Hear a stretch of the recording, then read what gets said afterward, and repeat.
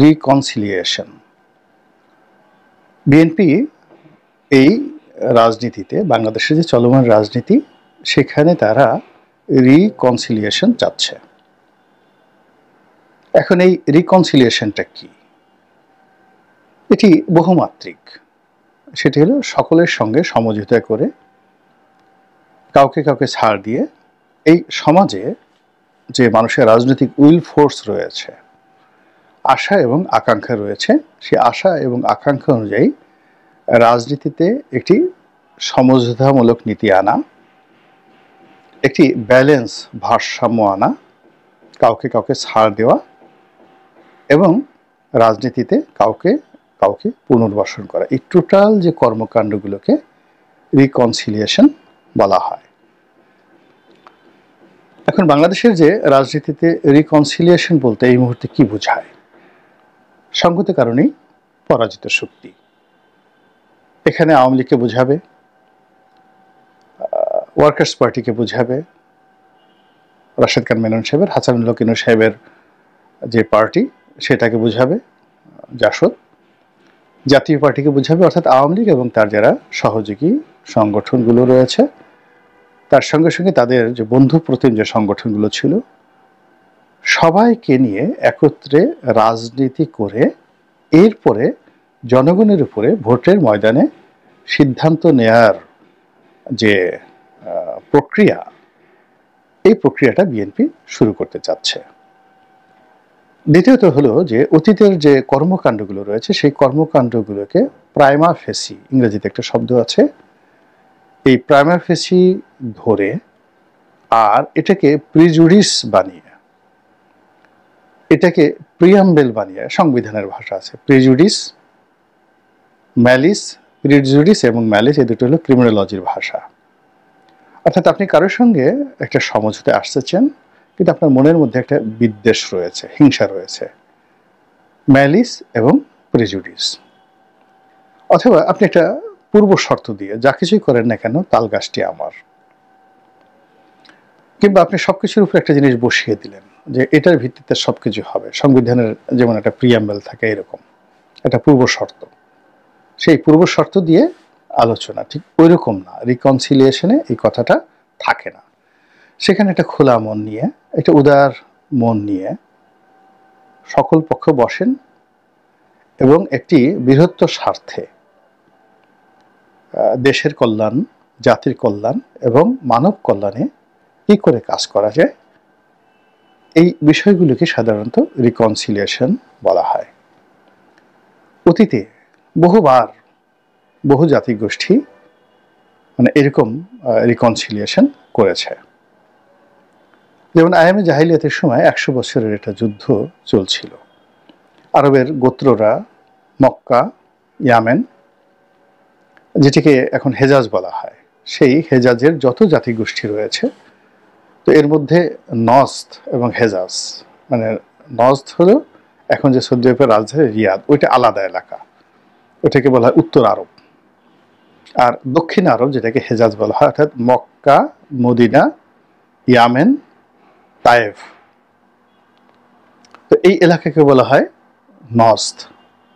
তো এই নজদের একটা বিশাল এলাকা, সেই নজদের একটা না, এই এলাকাকে বলা হয় যাকে বলা হয় নজদ উত্তর আর দক্ষিণ আরব আর কি হেজাজ বলা হয়। এলাকাটাকে মানে দক্ষিণ আরবকে বলা হয় হেজাজ, যার মধ্যে মক্কা, মদিনা, তায়েফ এবং ইয়ামেন।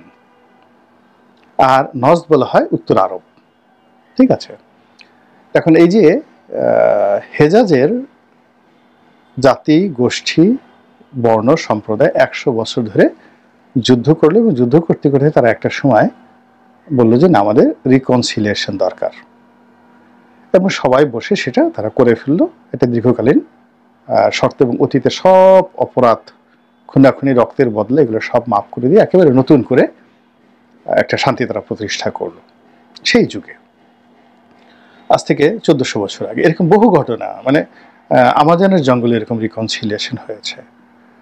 তারপরে ভারতবর্ষে বহুবার হয়েছে, শিবাজির সঙ্গে যাকে বলা হয় আওরঙ্গজেবের রিকনসিলিয়েশনটা হয়েছে, মারাঠাদের সঙ্গে হয়েছে, শিখদের সঙ্গে হয়েছে, ব্রিটিশদের।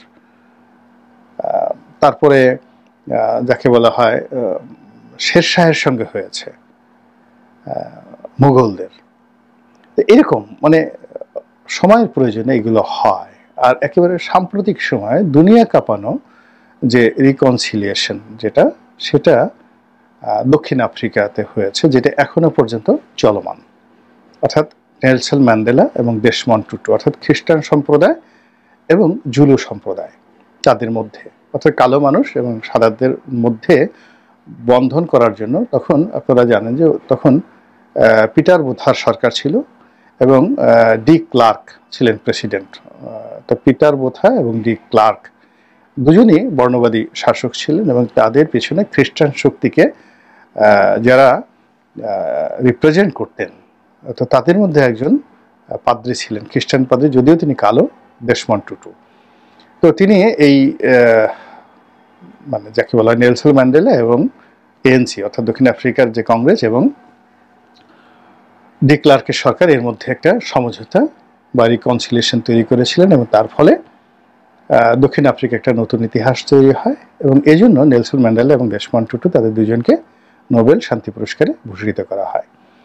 একই ঘটনা ঘটেছিল আইজাক রাবিন এবং ইয়াসির আরাফাতের মধ্যে, কিন্তু সেটা পার্টলি এখন মাহমুদ আব্বাস মানে প্যালেস্টাইনের একটি অংশে এখনো বলবৎ আছে সেই রিকনসিলিয়েশনটা, কিন্তু হামাস সেটাকে মানেনি, বলছে যে না এটা হবে না। বিশেষ করে ইয়াসির আরাফাতের মৃত্যুর পরে মাহমুদ আব্বাস যেভাবে ইয়াসির আরাফাতের স্ত্রীকে ম্যানেজ করে ক্ষমতাটা দখল করলেন এবং অনেকটা উদারনৈতিক একটা যাকে বলে রাষ্ট্র ব্যবস্থা তিনি কায়েম করতে চাইলেন, ইসরায়েলের সাথে সামঞ্জস্য রেখে, জর্ডানের সাথে সম্পর্ক রেখে এবং মিশরের সাথে সম্পর্ক রেখে, অনেকটা লিবারেল প্রকৃতির, যেটা হামাস মেনে নিল না, যেটা হিজবুল্লাহ মেনে নিল না, ফলে তারা আলাদা হয়ে গেল। এবং জনগণ, গাজার যারা জনগণ রয়েছে অর্থাৎ পশ্চিম তীরে যারা জনগণ, তারা মাহমুদ আব্বাসের সঙ্গে রইল এবং এখন পর্যন্ত তারা ভালো আছে, কিন্তু গাজার যারা জনগণ তারা ইসমাইল হানিয়াকে সমর্থন দিল এবং গাজার সেখানে আলাদা গভর্নমেন্ট তৈরি করলো এবং তার পরিণতিতে আজকে বুঝতে পারেন। ফলে ওই সময়টিতে যে রিকনসিলিয়েশনটা হয়েছিল সেটা এখন ফিলিস্তিনের একটি অংশে এখন পর্যন্ত কার্যকর, কিন্তু বাকি অংশ সেটা হয়নি। ফলে রিকনসিলিয়েশনের ইতিহাস কিন্তু রয়েছে, সব জায়গাতে রয়েছে। এখন বাংলাদেশে এখন সেই রিকনসিলিয়েশনটার কথা বলা হচ্ছে। কেন? বিএনপি যে জিনিসটা দেখছে যে ঠিক আছে, আমরা এখন 35% বিএনপির সাপোর্ট, ঠিক সেম আওয়ামী লীগেরও 35% সাপোর্ট রয়েছে। জামাত যদি ধরেন 5 থেকে 6% জামাতের সাপোর্ট রয়েছে, তো 35, 70 আর 5, 80। বাকি যে 20% লোকজন রয়েছেন তারা মূলত এর মধ্যে বাকি 5% ছোট ছোট দলের মধ্যে, আর যাকে বলা হয় বাকি 10% আসলে কোনো দল করে না। এই গেল একটা সমীকরণ। দ্বিতীয় সমীকরণ হলো যে এই যে 80% অর্থাৎ জামাতের যদি 5% ধরি বা 10%ও যদি ধরি, 5% ধরি, আর অন্যান্য ছোট ছোট দল, জাসদ বা অন্যান্য দলের যেগুলো খুব একদম স্ট্রংলি দল করেন তাদের 5%, তো টোটাল এখানে 10%। বিএনপি এবং আওয়ামী লীগের হলো 35, 70%, তো 80% লোক। তো এরা রাজনৈতিক দল করে, কিন্তু এই 80%-এর মধ্যে অ্যাট লিস্ট 50% লোক মানে 40% লোক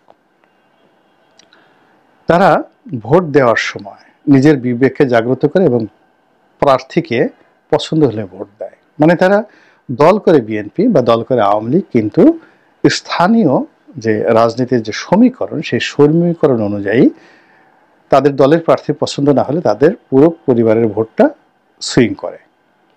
তাহলে কি হলো দেখুন, যে যদি একেবারে ভোট প্রতীক দেখে ভোট হয় তাহলে এখানে 40% লোক, অর্থাৎ সেই যে অর্ধেক, মানে 80%-এর অর্ধেক 40% লোক তারা কিন্তু প্রার্থী দেখে ভোট দিচ্ছে। এখানে রাজনৈতিক দলগুলোর একটা ঝুঁকি থাকে, ভীষণ রকম ঝুঁকি থাকে। আর বাকি 40% লোক তারা দলীয় প্রার্থীকে ভোট দিচ্ছে। তো এখানে 40% লোক দলীয় প্রার্থীকে ভোট দিচ্ছেন, আর ওদিকে যদি 40% আমরা এখানে ধরি তারা প্রার্থীকে ভোট দেয়, আর 10% রয়েছে যারা নিরপেক্ষ, তারা হয়তো ভোটই দেয় না। তো অলমোস্ট 50% রয়েছে ফ্লোটিং ভোট। একেবারে এটা হলো নর্মাল ইকুয়েশন। এরপর যদি আপনি আরও জটিল দিকে যান, সেখানে যদি আপনি মহিলা ভোটার ধরেন, বিএনপি, আওয়ামী লীগ, জামাত, তাদের যে মহিলা ভোটার, সেই মহিলা ভোটারদের একটা বিরাট অংশ, তারা প্রার্থীর গুণাগুণ বিচার করে, প্রার্থীর চেহারা সুরত বিচার করে, এবং মহিলা ভোটারদের মধ্যে যারা তরুণ, তারা প্রার্থীর মধ্যে ম্যানশিপ দেখে, যারা প্রবীণা তারা তার মধ্যে একটা ছেলে, মানে নিজের ছেলে সন্তান সুলভ একটা আকুতি তার কাছে চায়। অর্থাৎ মহিলা ভোটার যারা রয়েছেন, সেটা যে দলেরই হোক না কেন, অর্থাৎ 80% যারা একেবারে দল করেন অন্ধ, এই মহিলা ভোটারদের অলমোস্ট অর্ধেক তারা সুইং করে, আলাদা সুইং করে। আচ্ছা, এরপরে যারা নতুন ভোটার হয়েছেন, এই নতুন ভোটার সম্পর্কে কিছুই বলা যায় না। এই নতুন ভোটার 100% তারা সুইং করবে স্থানকাল পাত্র ভেদে। ফলে বিএনপির যে 35% বা জামাতের যে 5% to 6%, অথবা আওয়ামী লীগের 35%, এখন এর মধ্যে যে সুইং করছে, নারী ভোটার সুইং করছে, নতুন ভোটাররা সুইং করছে, আর ওই যে অর্ধেক ভোটার যারা খুব কনজারভেটিভ না প্রার্থী দেখে, সব মিলিয়ে আসলে রাজনৈতিক দলগুলোর হাতে, মানে নির্ভর করার মতো আওয়ামী লীগের হাতে 10% ভোটও নেই, বিএনপির হাতে 10% ভোটও নেই, আর জামাতের হাতে সেই যাকে বলা জামাতের যে ভোট, সেই ভোট যদি 5% ধরে তাহলে 1% ভোটও জামাতের হাতে নেই। This is the reality. এখন এই যে গত 8 মাসে আমরা যা কিছু দেখছি, সব কিছু এলোমেলো হয়ে গেছে। অর্থাৎ একটা মৌচাক, সেই মৌচাকটা চাকটা খসে পড়েছে এবং মৌ নিয়ে গেছে, চাকও নিয়ে গেছে। এখন এই যে একটা মৌচাকে যে 10 লাখ মৌমাছি থাকে, সেই মৌমাছি এখন কি করছে? উড়ে বেড়াচ্ছে। এখন তারা উড়ে বেড়াচ্ছে রানীকে কেন্দ্র করে। রানীর একটা রয়্যাল জেলি থাকে, সে রয়্যাল জেলির যে সুগন্ধ, ওটাকে অনুভব করে এই 10 লাখ মাছি ঘুরে বেড়াচ্ছে, এবং রানীর হুকুমে তারা আবার একটা নতুন রিকনসিলিয়েশন করছে, নতুন একটা চাক তৈরি করছে। তো মৌমাছি প্রকৃতির একটা উদাহরণ। সেই উদাহরণ থেকেই এখন এই যে রাজনীতির যে মৌচাক, সেই মৌচাকটি ভেঙে ফেলা হয়েছে।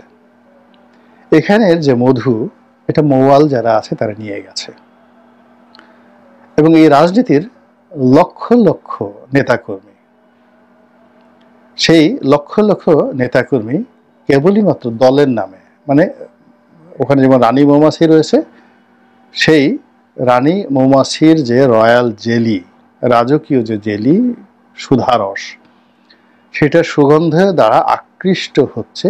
একইভাবে বাংলাদেশের যারা রাজনীতির মৌমাছি, তারা রাজনৈতিক দলগুলোর যে রয়্যাল জেলি, আওয়ামী লীগ, বিএনপি, জামাত, জাতীয় পার্টি, এই নামগুলি হলো তাদের রয়্যাল জেলি। এখানে শেখ হাসিনা, খালেদা জিয়া, তারেক রহমান, জয়, এরশাদ কিচ্ছু না। এখানে ওই পার্টির নামটা ব্র্যান্ডিং হয়ে গেছে। এর কারণ হলো আমরা সবাই যখন মনে করি যে একজন ব্যক্তি অপরিহার্য, ধরুন যতদিন জিয়া রহমান সাহেব ছিলেন, তার বাইরে তো অন্য কোনো কথা কেউ কল্পনা করেনি, কিংবা যতদিন বেগম জিয়া সুস্থ ছিলেন, কেউ তারেক রহমান সাহেবের কথা কল্পনা করেনি, মনে করতে যে ভবিষ্যতে আসতে পারেন, কিন্তু কল্পনা করেনি। আবার যতদিন হোসেন শহীদ সোহরাওয়ার্দী ছিলেন, বা ভাসানী যখন ছিলেন দলের প্রধান, কেউ কল্পনা করেনি হোসেন শহীদ সোহরাওয়ার্দী আসবেন। হোসেন শহীদ সোহরাওয়ার্দী জমানা পর্যন্ত কেউ কল্পনা করেনি শেখ মুজিব আসবেন। বঙ্গবন্ধু যখন এলেন, কেউ শেখ হাসিনার কথা স্বপ্নেও কল্পনা করেনি, কল্পনাই করেনি। হয়তো বিকল্পভাবে চিন্তা করতে যে বড় জোর শেখ মনি আসতে পারে 75 পর্যন্ত। আবার এখন শেখ হাসিনার বাইরে কেউ কল্পনা করছে না। এটা যেমন স্বাভাবিক, একইভাবে যারা কল্পনা করছে না, ক্ষমতায় থাকে, তারা মনে করে যে আমি ছাড়া বোধহয় এখানে আর বিকল্প নেই। কিন্তু বাস্তবতা হলো যে পার্টির যে রয়্যাল জেলি ওটা ব্র্যান্ডিং হয় তার নামের